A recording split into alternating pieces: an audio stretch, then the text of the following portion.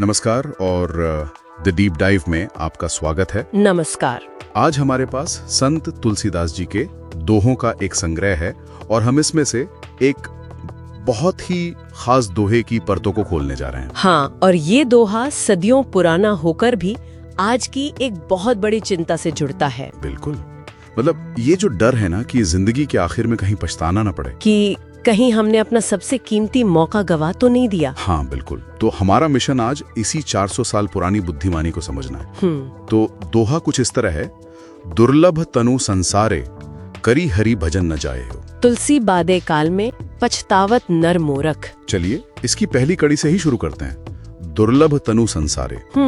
ये मानव शरीर संसार में दुर्लभ है। तो ये सिर्फ एक पोएटिक बात है, कहने का एक तरीका है, या इसके पीछे कोई गहरा दर्शन भी है? नहीं, ये सिर्फ पोएटिक नहीं है, इसके पीछे एक बहुत गहरा दार्शनिक विचार है। अच्छा। हाँ, कई भारतीय दर्शनों में ये माना जाता है कि आत्मा 84 लाख योनियों से गुजरती है। 84 लाख मतलब 8.4 मिलियन अलग अलग जीवन रूपों से? बिल्कुल, और उन सब के बाद जाकर ये मानव शरीर मिलता है।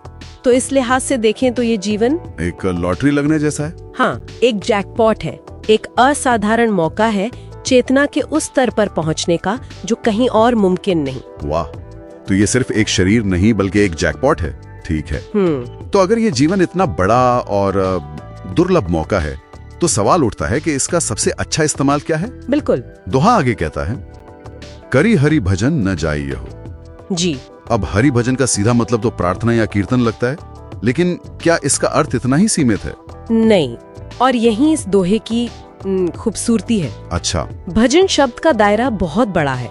ये सिर्फ मंदिर में बैठकर गाने या पूजा पाठ तक सीमित नहीं है। तो फिर क्या है? देखिए, व्यापक अर्थ में हरि भजन का मतलब है अपने हर काम को, अपनी पूरी जिंदगी को एक ऊंचे मकसद से जोड़कर जीना। हर काम को मतलब मेरा काम, मेरे रिश्ते, ये सब? हाँ, जब आप अपने कर्म बिना स्वार्थ के एक बड़ी अच्छाई के लिए करते हैं तो वो भी भजन का ही एक रूप है। अरे वाह। ये असल में एक माइंडफुल और पर्पस ड्रिवन जीवन जीने का आह्वान है। ये बात तो आज के जमाने में और भी ज्यादा मायने रखती है ना? बिल्कुल, जहाँ लोग अक्सर अपने काम में अर्थ ढूंढते हैं।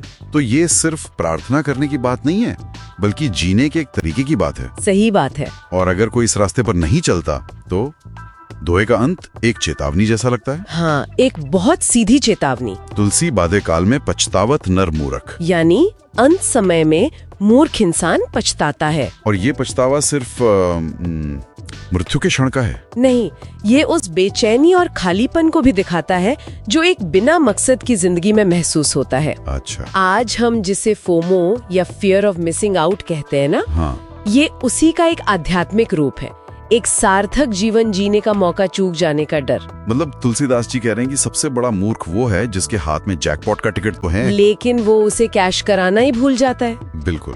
तो अगर हम इन सब धागों को एक साथ जोड़ें तो ये दोहा सिर्फ एक धार्मिक उपदेश नहीं है। नहीं, बिल्कुल नहीं। ये एक तरह का मतलब टाइम मैनेजमेंट और प्रायोरिटी सेटिंग का सूत्र है। हाँ, कहा जा सकता है। ये हमें याद दिलाता है कि हमारे पास एक अविश्वसनीय रूप से कीमती और सीमित संसाधन है, ये मानव जीवन। और इसका सबसे अच्छा निवेश है इसे एक उद्देश्यपूर्ण तरीके से जीना, वरना अंत में सिर्फ अफसोस हाथ लगता है। बिल्कुल। ये हमें रोजमर्रा की भागदौड़ से बाहर निकालकर एक बड़ा सवाल पूछने पे मजबूर करता है। और वो सवाल क्या है? इसी से जुड़ी एक बात सोचने के लिए है। ये दोहा अंत में होने वाले पछतावे की बात करता है।